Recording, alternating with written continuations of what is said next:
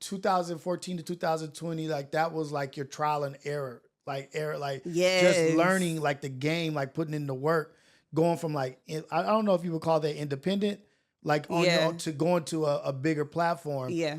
What was what was that like going from that independent lifestyle to working for a bigger platform? It was actually, and that's why I would still to this day, like even though things went sour, I still will never speak ill against the owner of that platform. Yeah. Because that was the person who, well, AD had a lot to do with bringing me over there. Okay. But I was able to eventually quit my job. Okay. It was AD and it was Josh, because AD got me in the building, right. but Josh made sure I stayed there. Okay. So I made sure you stayed there by, what do you mean by that? Made sure I stayed in terms of like, all right, here's a job, because I wasn't getting paid at first. Okay. We were there for a long time without getting paid. Okay. So Josh was like the one who was like, okay, we don't have nothing for her right now, but let's find something. Right. You know, and the being able to quit my corporate job and just put so much into me as a media personality, as Gina Views, and step away from being Regina was the life-changing moment that I needed.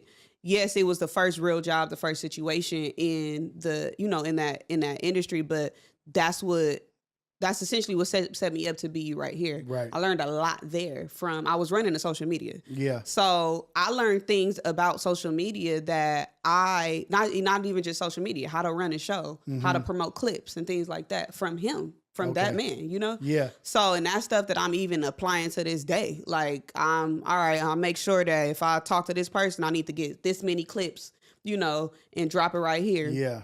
One thing that he had said to me, he was getting ready for one of his interviews, and he was just like, I said, what's the main thing that when you're talking to somebody, that you're like the key, the source, the preparation, like what's the most important thing? He said, just figure out what's the most interesting thing you want to know about them. And I just applied that to every scenario, every interview, even still to this day. That's a dope little dime right there. That's a gem. So learned a lot from that. That's why I say, like, I never bash. I don't agree with a lot of shit. 99%. You feel me? But I still appreciate that was the opportunity that I got, because even in that, like I said, what I'm doing right now and what I was doing then, I haven't done anything differently as far as who I am and what I've, portrayed. But me being there made different networks say, hold on, who is that? Yeah. That's the star right there. Who is that? We need to fuck with her. That's how certain situations, the Revolt, the BET, like stuff like that. That's how certain situations came about, because I was the person there who I am now. Yeah. I'm doing the same shit that I was doing, the level is up. The level's up. Yeah, but also you like you said, you got to give credit where credit's due. Like I learned some shit here. Yeah, and I did. I took it with me, but I was able to flourish out here. Exactly. I couldn't grow here. Yeah. I could learn here, but there was no room for growth here. Yeah, and that's okay. Yeah. And I think that's okay. I hate the way everything happened, but I needed to quit my corporate job. Like, I needed that because I was spending 8 hours of my day in a field that was not at all going to help me in the, in the media space. Yeah. Granted, I have my customer service experience. I was a manager. Yeah. And, I learned how to work with multiple different companies, because that's what I was essentially doing there. And those were things that I could have, took with me as well. But I was fucking getting my bachelor's degree. I had graduated college. I was ready to quit my job and stop being regular.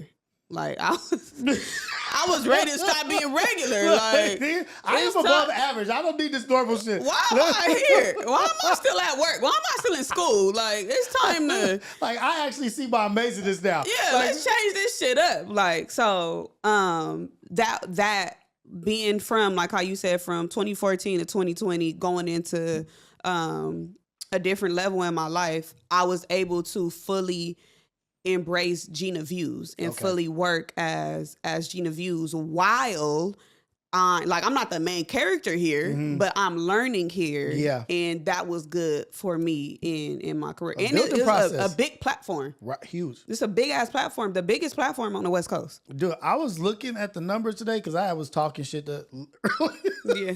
like just going over all this shit. But then I was just like, I never even really paid attention to the platform where I like look at videos. I've always like avoided it. Yeah, like, like a black plague. Like, man, I ain't looking at that shit. But I was like, let me check. Well, look at this guy.